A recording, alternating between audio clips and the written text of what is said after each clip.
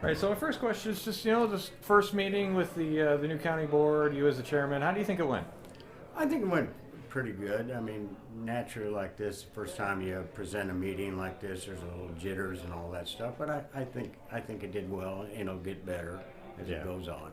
Right? Yeah, and it seemed like there's a few things people were kind of refiguring out, maybe kind of just the way things go. There's some things like there's like I was just thinking that there's like, okay, well this is how we need to do a motion on this and stuff like that for some of the new members. It seemed like. So Right. that's just stuff that's going to Right, work it is out. something. Right, and it'll all work out. So, All right. Looking at the agenda here, there was a couple of things that came out of the highway,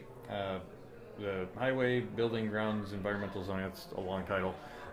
Just on the sort of the motor fuel tax, the maintenance, retirement, and the engineer salaries. I was just wondering if you could kind of go through those just a little bit, kind of expand on what those were for, and I guess what they're going to do in the future. okay, what do you want to start with first then? We could do, well, let's do the engineer salary one because that was one that did get a no vote. I think it only got the one no vote, but just kind of if you could kind of go through that one a little bit. Well, that salary is an automatic from the state and all that stuff like this, and it's I think it was like only like a 1% or something like that increase, which I Very thought was reasonable. Reasonable, right? All right, and then kind of moving down the agenda here a little bit. One thing that did get talked about a lot too was this. It was what was it? It was having the big packet. It was for the imaging, the GIS imaging. Can you kind of expand sort of? I was confused as far as what that is and what it does. Sounded like it kind of helps with county appraisals. Right. What it does is take pictures and measurements and stuff, from up above and all that stuff.